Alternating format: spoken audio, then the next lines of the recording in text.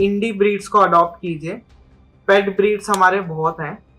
Indies को अगर जितना सपोर्ट करोगे वो इंडियन क्लाइमेट के हिसाब से हैबिचुअल है और वो लॉन्ग टर्म आपके लिए ज्यादा अच्छी रहेंगी। और दूसरी चीज, आप पेट जब ले रहे हो तो दो चीजों का हमेशा ध्यान रखो। एक तो ब्लड टेस्ट रन करो और दूसरा पार्वो वायरस और कैनिन डिस्टेम्पर का टेस्ट होता है जो जरूर कराओ लेने से पहले। 4 पोर्शन में आप पेट बाउल को बांट लो। उसके एक पोर्शन हमें प्रोटीन का देना है, एक कार्बोहाइड्रेट्स देना है, एक मल्टीविटामिन का देना है और एक पोर्शन हमें कैल्शियम का देना है। नमस्कार दोस्तों, आप देख रहे हैं HPN न्यूज। मैं आपके साथ सौम्या यादव, जहां हम अलग अलग विशेषज्ञों से अलग अलग विषय पर चर्चा करते हैं। और आज हम एक ऐसे विषय पर चर्चा करने वाले हैं जो ना कि इंसानों की मदद करते हैं बल्कि उन बेजुबान जानवरों की मदद करते हैं जो ना कि बोल सकते हैं लेकिन महसूस सब कुछ कर सकते हैं। जी हाँ, हम बात कर रहे हैं वेटनरी डॉक्टर की। सर, प्लीज आप अपने बारे में कुछ बताइए। हाँ मैम, मेरा नाम मिलिंद दिलवालिया है और मैं को फाउंडर हूँ इंडियन बगीरा वेटनरी हॉस्पिटल का। जी। हमारी 2 ब्रांचेज है, शारदा एंड दिलशाद गार्डन। अच्छा, आपने वेटनरी एज अ करियर क्यों चूज किया? करियर इसलिए चूज करा कि मैम जिस एरिया से मैं बिलोंग करता हूँ वहाँ पे क्वालिटी ऑफ ट्रीटमेंट नहीं है। गवर्नमेंट हॉस्पिटल्स हैं पर स्ट्रीट डॉग्स को कोई ट्रीट नहीं करना चाहता है। फैसिलिटीज हैं पर कोई यूज नहीं करना चाहता है। जब हमने ये क्लिनिक स्टार्ट करा। जी। तो जैसे आपका वेटरनरी क्लिनिक है तो उसमें हर तरीके के लाइक एनिमल्स आते होंगे, डॉग, कैट्स। तो आप उनको कैसे ट्रीट करते हैं? लाइक क्या उनका प्रोसेस होता है? हर पेशेंट का अलग प्रोसेस होता है। हमें देखना पड़ता है क्या हिस्ट्री लेकर आ रहे हैं। कोई क्या ट्रीटमेंट चला है पहले, उसका कोई इशू पहले से ही तो रूट कॉज नहीं है। उसके साथ ब्लड सैंपल्स रन करना, पेशेंट को इंटेलेक्चुअली और सारी तरीके से उनको समझाना, उनसे बात करना, उसके बाद ही एक ट्रीटमेंट पॉसिबल होता है पेट का। क्या आपके पास रेस्क्यूड एनिमल्स भी आते हैं? जी मैम, बिल्कुल आते हैं। तो लाइक उनको हैंडल करना बहुत डिफिकल्ट होता है क्योंकि ह्यूमंस पे उनका ट्रस्ट रहता नहीं है। तो आप उनको कैसे मैनेज करते हैं, कैसे हैंडल करते हैं? पहले तो हम रेस्क्यूड एनिमल्स की रूट कॉज जानने की शुरुआत करते हैं। ट्रीटमेंट के दौरान क्या इशू है और किस वजह से वो अग्रेसिव है या हम पे बिलीव नहीं कर पा रहे, ट्रस्ट नहीं कर पा रहे। उसके बाद ही हम एक ट्रीटमेंट स्टार्ट करते हैं। सेफ प्लेस प्रोवाइड करना एक एनिमल को बहुत जरूरी है आज के टाइम में। अगर हम वो ही नहीं प्रोवाइड करेंगे तो वो कहीं पे भी चला जाए, आप 5 स्टार फैसिलिटीज भी दे लो पर वो ट्रस्ट नहीं करेगा, ट्रीटमेंट में कोऑपरेट नहीं करेगा। जी। काफी लाइक जो पेट पेरेंट्स होते हैं उनके लिए उनके लिए कुछ ऐसा मैसेज कि वो अपने डॉग्स को क्या दें, कैट्स को क्या दें, प्रॉपर बैलेंस डाइट कैसे मेंटेन करके रखें? देखिए, हमने सिंपली और इजीएस्ट वे में ब्रेक डाउन कर रखी है ये चीजें अपने पेट पेरेंट्स के लिए जो हमारे क्लिनिक में आते हैं। हम यही बताते हैं उन्हें 4 पोर्शन में आप पेट बाउल को बांट लो। उसके एक पोर्शन हमें प्रोटीन का देना है, एक कार्बोहाइड्रेट्स देना है, एक मल्टीविटामिन का देना है और एक पोर्शन हमें कैल्शियम का देना है। कार्बोहाइड्रेट्स के लिए हम बॉइल्ड राइस, ओट्स, खिचड़ी, दलिया ये सब ऐड कर सकते हैं।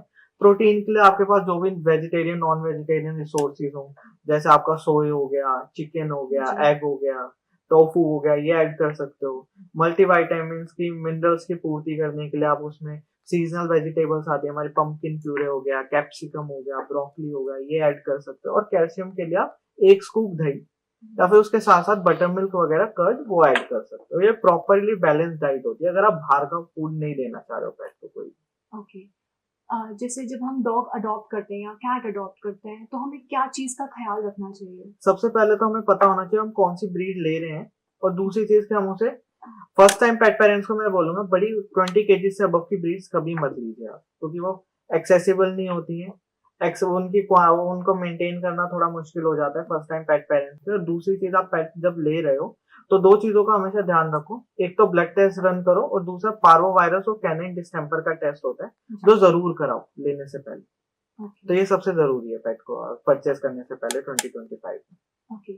जैसे आपने भी बताया कि ये बीमारियां होती हैं, पार्वो वायरस हो गया, डिस्टेम्पर हो गया, तो ये किस तरीके से फैलती हैं, क्यों होती हैं डॉग्स में? देखिए मैम, सबसे ज्यादा होता है ये एयरबोर्न भी होते हैं, वाटरबोर्न भी होती है। ये एक तरह का वायरस होता है। जैसे हम कोविड था हमारे टाइम में, तो वो पेट्स में कई टाइम से चलता आ रहा है, पार्वो वायरस, डिस्टेम्पर वायरस। हम कहते हैं ना, precaution is better than cure. तो हम सबसे पहले तो पेट पेरेंट्स को ये बोलेंगे, वैक्सीनेटेड नहीं है पेट तो बाहर मत निकालो बिल्कुल। दूसरे लोगों से मत मिलाओ, सोशलाइज मत कराओ पेट को। सबसे बड़ा कैरियर वही होता है पेट को। अगर आप उसको अनवैक्सीनेटेड पेट है, आप उसे स्ट्रीट डॉग से मिला रहे हो या फिर पार्क में लेके जा रहे हो, वहाँ पे स्ट्रीट डॉग्स नहीं है, अनवैक्सीनेटेड डॉग्स भी आते हैं, उनसे सबसे ज्यादा फैलती हैं बीमारियां। ओके। जैसे मतलब कौन कौन इस टाइम पे जैसे गर्मी का मौसम है, ऊपर से बारिश का मौसम आने वाला है, तो कौन सी बीमारियां हैं जो कॉमनली डॉग्स में हो जाती हैं ड्यूरिंग लाइक ये winter सबसे पहले तो मैम season? हमारी बीमारियां इस टाइम में होती है पार्वो वायरस की, अच्छा। क्योंकि इन सीजन में सबसे ज्यादा डॉग्स कैरी करते हैं पार्वो वायरस के सिम्टम्स। दूसरा हमारे सेकंड नंबर पे आता है टिक फीवर। फिर थर्ड नंबर पे आता है हमारे फंगल इन्फेक्शन और अटोपिक डर्मेटाइटिस जो बीमारियां होती हैं, स्किन रिलेटेड इन्फेक्शन होते हैं, ये थर्ड नंबर पे आते हैं हमारे। ये सबसे ज्यादा बीमारियां देखने को मिलती है हमें इस सीजन में। तो हम इसको कैसे लाइक अपने डॉग्स को कैच इस चीजों से कैसे सेफ रख सकते हैं? सबसे पहले तो अगर हम इंडियन हाउस होल्ड में देखें, फिनाइल का यूज बंद कर दीजिए। Okay. सबसे ज्यादा इन्फेक्शन उससे ही ट्रिगर होते हैं। दूसरी चीज ग्लूटेंस देना, व्हाइट ब्रेड हो गया, रोटी हो गई, ये सब अवॉइड करनी चाहिए स्किन इन्फेक्शन से रिलेटेड। दूसरा, अगर आप पार्वो या फिर आपको पता है आपके एरिया में किसी भी बच्चा बीमार है, उसको टच मत करो। अगर उसे टच करो तो पूरा प्रॉपरली सैनिटाइज हो, फिर अपने पेट से मिलो। ये सबसे जरूरी है इस समय। और दूसरा, टिक्स फीवर के लिए हम सबसे पहले करते हैं कि सीजन स्टार्ट होते ही आपकी स्पॉट ऑन आती है, एंटी टिक प्रिवेंशन के लिए इंजेक्शन होते हैं, वो लगवाइए ताकि उसके टिक्स हो ही ना बॉडी में, टिक डेंगू से भी वो बच्चा रहे। ओके। ऐसी बहुत सारी क्या ऐसी कोई बीमारी है लाइक जैसे जो like animals to humans transmit हो जाती है? हमारी अधिकतर तो ऐसी कोई बीमारी नहीं है जो ट्रांसफर होती है, बट मैं फिर भी कहता हूँ कि फंगल इन्फेक्शन या स्किन इन्फेक्शन जो है उसमें हमें प्रिकॉशंस लेने चाहिए, कई बार वो कैरी ऑन हो जाते हैं। ओके। और क्या मतलब जैसे जब हम डॉग्स भी मुझे ऐसा लगता है कि वो शायद डिप्रेशन में जाते हैं, तो रीजन क्या होता है? रीजन मैम ये रहता है सबसे ज्यादा, या तो उनके जो सबसे अटैच हैं जैसे ह्यूमन से वो, जिनके साथ में वो रहते हैं, या उनका दूर जाना, या फिर उनका एकदम से सडनली डेथ हो जाना, ये सबसे बड़ा रीजन था। दूसरा, थर्ड रीजन सबसे बड़ा इंडियन हाउस होल्ड्स में है कि मार पिटाई जो होते हैं उन्हें डिसिप्लिन करने के लिए। सबसे तीसरा रीजन सबसे बड़ा ये भी है उनको डिप्रेशन में जाने का। आपने देखे होंगे कई सारे डॉग्स के अग्रेसिव हो जाते हैं जी। तो वो भी सबसे बड़ा उनका वही है कॉप अप मैकेनिज्म, कि अगर आप उसे मार रहे हो तो वो डर के मारे अटैक करेगा ही, अग्रेसिव होगा ही डॉग। वो सबसे बड़ा रीजन है डिप्रेशन का। जैसे बोलते हैं कि डॉग्स को मिल्क नहीं देना चाहिए, लेकिन जब हम देखते हैं स्ट्रीट डॉग्स जो होते हैं उनको हम मिल्क दे देते हैं, बिस्किट्स दे देते हैं, तो क्या वो सही है? बिल्कुल भी गलत है मैम। मैं सबसे पहले ये प्रेफर करूंगा, आप अगर नहीं दे सकते हो तो उनको एक दलिया या फिर बॉर्न ब्रोथ आता है, आपको 60 to 70 रुपीज का मार्केट में मिल जाता है आपको, वो कई टाइम चलता है आपका, वो दो सबसे बेस्ट है वो। मिल्क तो कि अधिकतर डॉग्स या कैट्स लैक्टोज इंटॉलरेंट होते हैं, अगर आप उन्हें ये चीज देते हो तो उनको अभी तो नहीं दिखेंगे सिम्टम, 5 से 6 साल बाद दिखेंगे, पर उसमें वो वर्स हो जाएंगे और उसमें रिवर्सेबल नहीं होता है वो डैमेज। तो सबसे ज्यादा किडनी लीवर खराब होता है। हम क्या दे सकते हैं? देखिए, सबसे अगर आपको देना है थोड़ा अफोर्डेबल रेंज में जाओ, राइस दो, राइस। बॉइल्ड एग्स दे सकते हो आप, बोन ब्रोथ दे सकते हो, ये सारी चीजें होती हैं, बॉइल्ड चिकन दे सकते हो, और वेज ऑप्शंस में टोफू, पनीर, ये सब चीजें दे सकते हो। ओके। जैसे मतलब बहुत लोग ये बोलते हैं, मे बी ये मिथ है कि जब हम डॉग्स को रखते हैं तो जब अगर हमें बच्चा है तो हमें डॉग्स नहीं रखने चाहिए, तो क्या ये मिथ है या क्या है? मैं तो प्रेफर करता हूँ ऐसा कोई इशू होता नहीं है, और अगर इशू है तो वो उन्हीं लोगों को होता है, या तो उन्हें डॉग से एलर्जी हो, कैट या फर से एलर्जी हो, दूसरी से अस्थमेटिक पेशेंट हो आपके घर में, उनको सबसे ज्यादा इशू, उनके लिए बिग नो है। अगर आप पेट पालना चाह रहे हो तो मत पालिए। कुछ ऐसी भी ब्रीड्स होती हैं जिनके बाल नहीं झड़ते हैं, तो वो कौन सी ब्रीड्स होती हैं? हेयरलेस ब्रीड्स में आपके आ जाते हैं, आपके पिटबुल्स आ जाते हैं, और डैशेंड आ जाते हैं, बीगल्स आ जाते हैं, हमारे सॉसेज डॉग होता है एक, वो आ जाती है ब्रीड, काफी ब्रीड्स हैं। जैसे आपने मुझे भी बीगल बताया, लोग बीगल बहुत कम लेना प्रेफर करते हैं बिकॉज उनको लगता है बीगल में से सबसे ज्यादा स्मेल आती है, उसका रीजन क्या होता है? First of all ma'am, reason ये सबसे बड़ा स्मेल का ये रहता है, प्रॉपरली क्लीनिंग नहीं करते हैं पेट पेरेंट्स।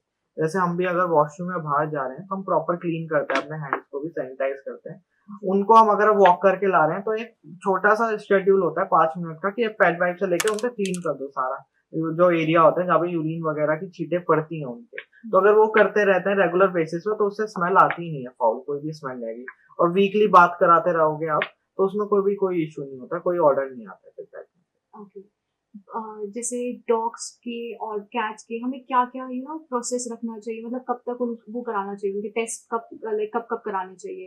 देखिए, मैं तो इसमें प्रेफर करता हूँ आप वैक्सीनेशन टू डीवॉर्मिंग सारी अप टू डेट रखो, और ईयरली ब्लड सैंपल्स कराते रहो, जैसे हम ह्यूमंस में भी कराते हैं, अपने पेरेंट्स के कराते हैं, हम अपने खुद के भी कराते हैं इनफैक्ट।